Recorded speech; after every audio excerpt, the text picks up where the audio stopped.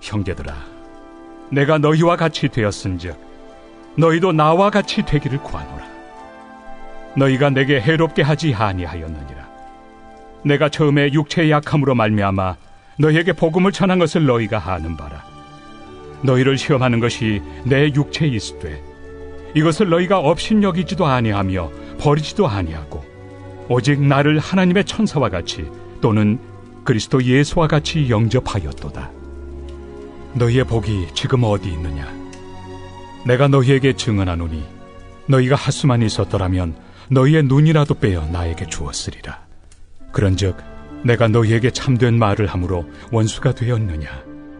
그들이 너희에게 대하여 열심 내는 것은 좋은 뜻이 아니요 오직 너희를 이간시켜 너희로 그들에게 대하여 열심을 내게 하려 함이라. 좋은 일에 대하여 열심으로 사모함을 받음은 내가 너희를 대하였을 때뿐 아니라 언제든지 좋으니라.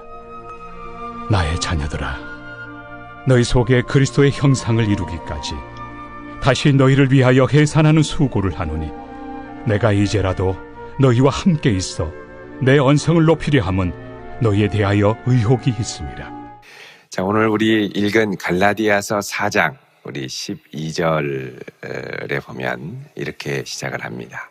형제들아, 내가 너희와 같이 되었다.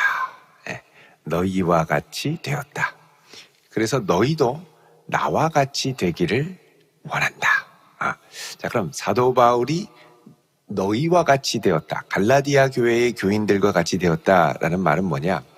여태까지 이 사도 바울은 유대인과 또 이방인 사이에 장벽이 되는 이 율법의 문제를 갖고 계속 이제 말씀을 나누었는데, 내가 너희의 이방인과 같이 되었다라고 말합니다.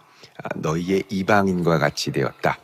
복음을 위해서 내가 율법의 조항, 유대인으로 지켜야 될 율법, 정결례, 이런 모든 것들을 너희를 위하여 기꺼이 해로 여기고 그리스도의 복음만을 붙들고 너희와 함께 나아간다라는 것입니다.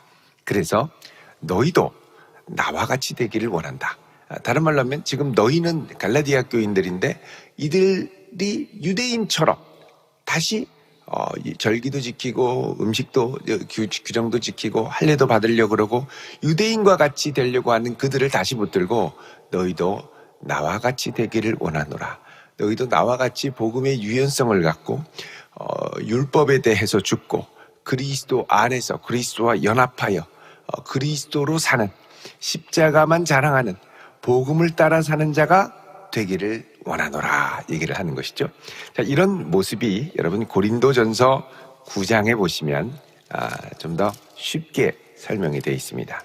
고린도전서도 여러 가지 삶의 이슈로 고민이 많고 논쟁이 많았던 교회입니다만, 고린도전서 9장 여러분 19절을 보시면 내가 모든 사람에게서 자유로우나 스스로 모든 사람에게 종이 된 것은 더 많은 사람을 얻고자 합니다. 자, 모든 사람이 생각하는 것에 내가 얽매이고 그들에게 맞춰주어서 살 필요가 없지만, 내가 그들을 맞추어주고 그들과 비슷하게 되려고 한 것은, 그들을 섬기게 된 것은 어떻게든 그리스도께 많은 이들을 더 인도하도록 하기 위함이다라는 것이죠.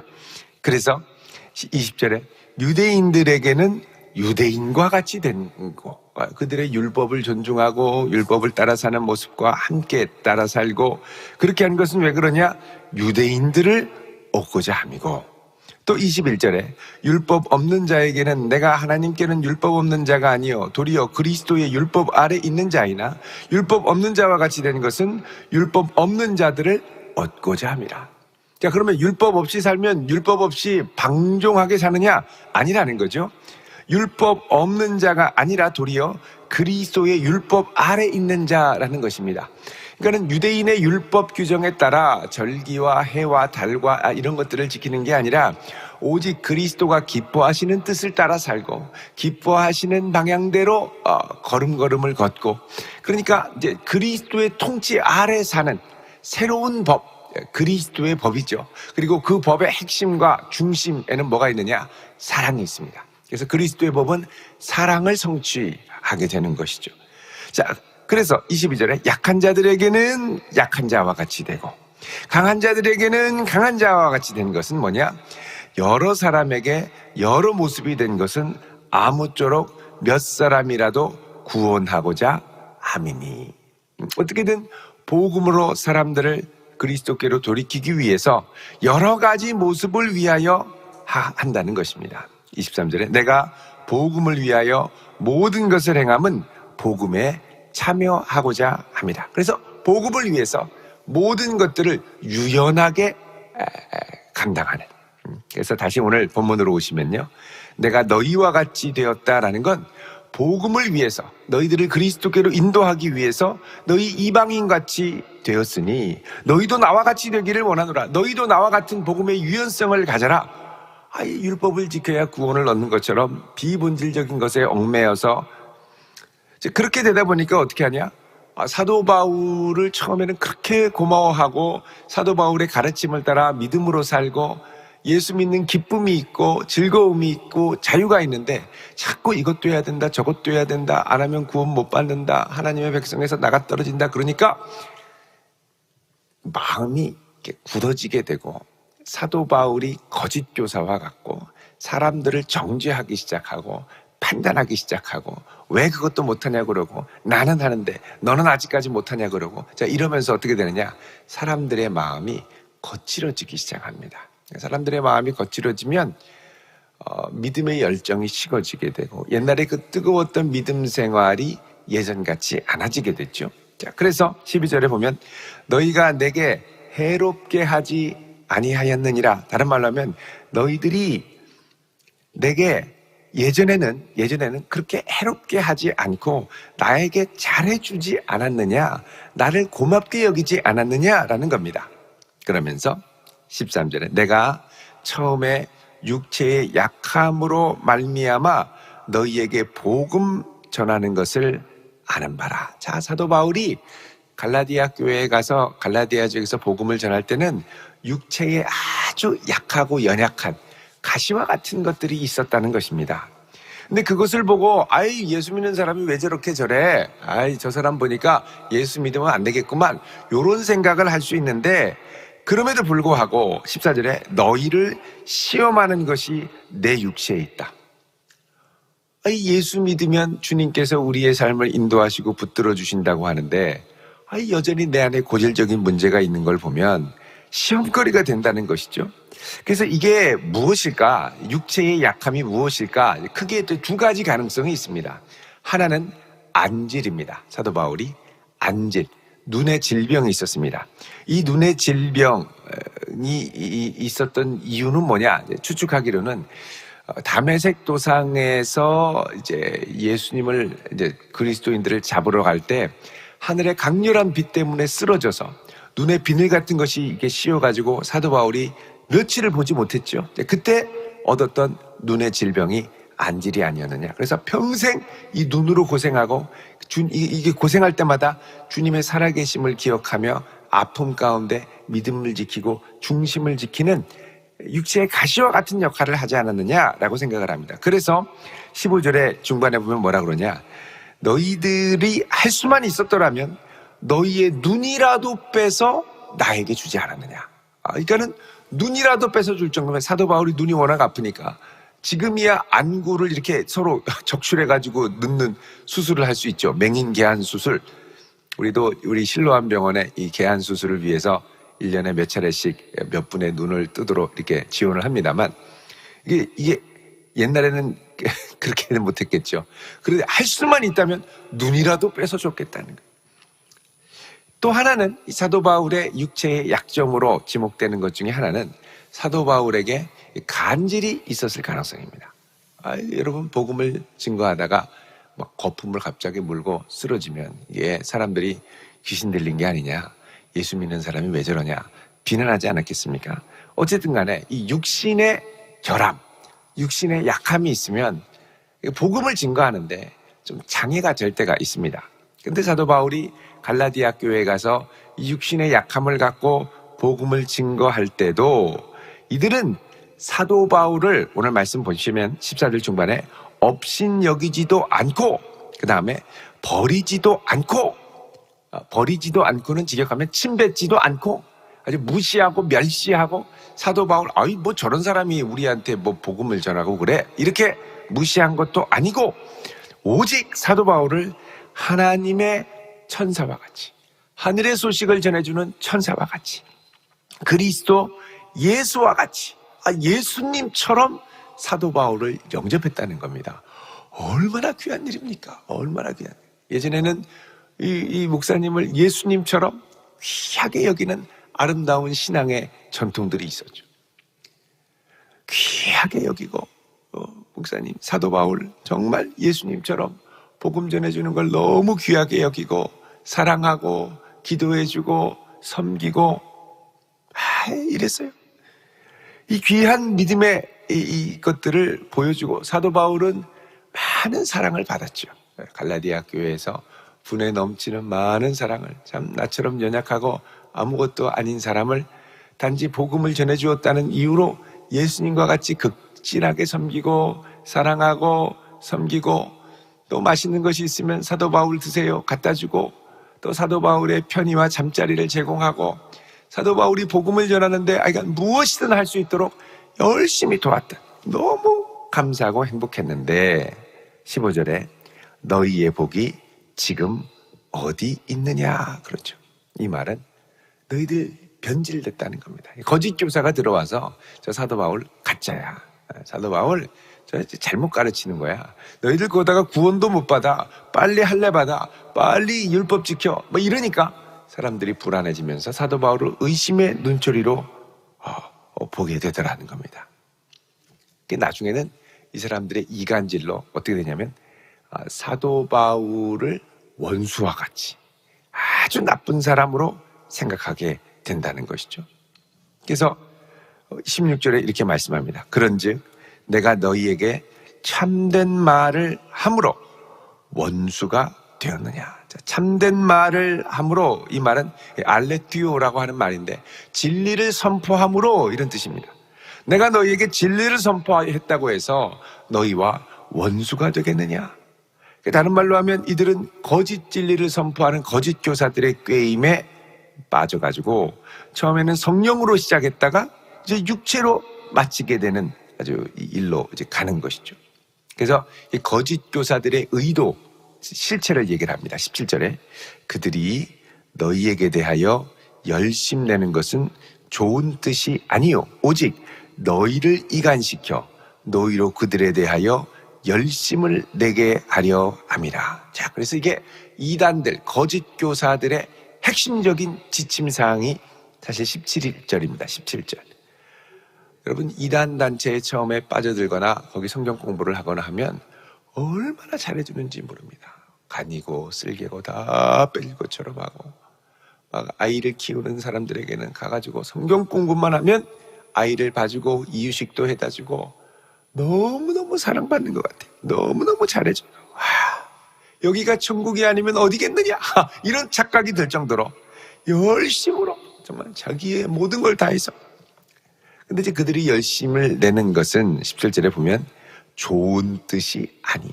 그 깊은 곳으로 가면 정말 나를 아끼고 사랑하고 좋아하고 안타까워서 하는 것이 아니라 의도가 있다는 것이죠. 의도가. 오직 너희를 이간시켜. 자, 일단 사도 바울에게서 이간시키는. 그래서 여러분, 모든 이단들은 들어가면 자신들이 다녔던 이전 교회, 기성 교회들과 이간시키는 작업을 합니다. 자, 이간시키는 작업을 하려면 어떻게 되느냐? 너희들이 다니는 교회는 바벨론 세상이다. 진리가 없는 비진리의 세상이다. 너희가 다니는 교회는 거짓이 횡행하는 곳이다. 거기 다니면 구원받지 못한다. 특히 바울을 공격했던 것처럼 너희들이 다녔던 교회의 목회자, 너희들이 다니는 목사님, 진리를 제대로 아는 줄 아느냐? 거짓 진리만이 가득하고 너희들에게 참된 진리를 가르쳐주지 않고 결국 이 마지막 시대에 그런 목자 따라갔다가는 영혼을 잃어버린다. 그러면서 빨리 거기서 나와라. 모든 이단들, 거짓 단체의 특징은 뭐냐? 빨리 거기서 나오라는 겁니다. 빨리 나와라. 지금 내가 교회 잘 다니고 있는데 너 그러다가 구원 못 받아. 이러면서 이제 협박을 하고 위협을 하는 거죠. 너희로 그렇게 이간을 시켜서 결국은 뭐냐? 그들에게 대하여 열심을 내게 하라. 거짓 교사들에 대하여 열심을 내게 하라. 거짓 교주들을 향하여 열심을 내게 하려고. 그리고서는 그걸 위해서 싹 들어가 가지고서는 이간을 시키는 거죠. 그래서 여러분, 이 갈라디아서 4장 17절의 말씀은 모든 이단들이 갖고 있는 공통적인 특징입니다. 들어가서 이간시켜서 갈라지게 하고 지도자를 비방하고 결국은 거기서 나와서 자기네 이단 단체들을 향하여 열심을 내도록, 그 특징을 알아야 된다는 것입니다. 18절에 좋은 일에 대하여 열심으로 사모함을 받음은 내가 너희를 대하였을 때뿐 아니라 언제든지 좋으니라. 아니, 좋은 일을 위하여 예수의 몸을 이루고 서로 사랑하고 이걸 위해서 열심을 내는 건 좋은데, 지금은 온통 교회의 에너지가 사도 바울을 비난하고 사도 바울에게서 갈라쓰게 하고 엉뚱한 거짓 진리를 지키고 율법을 지키어야 구원받는다는 식으로 막 사람들을 몰아가는데 쏟아부으니 안타깝다는 겁니다. 사도 바울이 19절에 다시 나의 자녀들아. 여러분, 갈라디아 교인들은 사도 바울의 마음에 품고 있었던 사랑하는 자녀들과 같은 존재였습니다. 자녀들아, 너희 속에 그리스도의 형상을 이루기까지, 자, 그리스도의 형상이 온전히 나타나기까지. 그래서 영어 성경에 보면 Christ is formed in you 이렇게 되어 있습니다. 그리스도가 is formed, 형상이 이루어지기까지, formed 하면 그리스도가 형성되기까지, 빚어지기까지 너희들 안에. 그러니까 이 성도들이 다시 그리스도의 몸을 이루어가는 게 교회인데, 지금까지는 찢기고 분열되고 하면서 그리스도의 형상을 전혀 반영하지 못했다면 이제는 다시 서로 하나가 되고 사랑하고 섬기고 그리스도를 위하여 열심을 내고 바울을 사랑하고 이렇게 하면서 그리스도의 온전한 모습이 잘 드러나도록. 그래서 여러분, 교회는 하나하나 한 사람 한 사람이 그리스도의 몸이 되어서 함께 서로 그리스도의 모습을 드러내는 곳이 교회입니다. 그래서 교회 안에서 서로를 사랑하고 섬기는 연습을 많이 해야죠. 교회는 그냥 다니는 곳이 아닙니다. 함께 예수의 형상을 이루는 곳이 교회죠. 그렇게 해서 다시 이것이 될 때까지, 이 그리스도의 형상이 선명하게 드러날 때까지 내가 너희를 위하여 해산하는 수고를 한다 그럽니다. 해산의 수고. 수고 중에, 고통 중에 아주 고통스러운 것을 해산의 수고라고 얘기를 하죠. 다른 말로 하면 다시 이들이 진리 가운데 돌아와서 복음 위에 든든히 서는 것이 참 어려운 해산하는 수고라는 겁니다. 특별히 거짓 교사들에 의해 휘둘려서 지도자를 신뢰하지 않고 거짓 교리에 경도되어서 빠져있는 경우, 돌이킨다라는 건 정말 해산하는 수고입니다. 진이 쫙 빠집니다. 그 해산하는 수고를 사도 바울이 다시 시작한다는 겁니다. 사랑하기 때문에. 20절에 내가 이제라도 너희와 함께 있어 내 언성을 높이려 함은 너희에 대하여 의욕이 있습니다. 너희들이 자꾸 이런 식으로 하는데 내가 소리를 좀 높여서 너희들 정신을 좀 차리라고 언성을 좀 높여야겠다. 여기 이제 언성을 높이는 건 직접 대고 높이는 게 아니라 편지로 언성을 높이는 거죠. 격하고 직설적으로 막 이 갈라디아 교인들에게 훈계를 하며 이야기를 한다라는 것입니다. 여러분, 이런 거 보면 이제 갈라디아 교인들은 예전에 사도 바울을 뜨겁게 사랑하고 예수님을 뜨겁게 사랑했던 믿음의 전성기가 있었습니다. 근데 이제 전성기가 지나고 이제는 변질이 되고 변색이 돼서 신앙생활을 매일매일 하는데 기쁨보다는 미움, 원망, 이런 것들이 자꾸 올라오는 거죠. 그러니까 신앙생활에 맛이 별로 없습니다.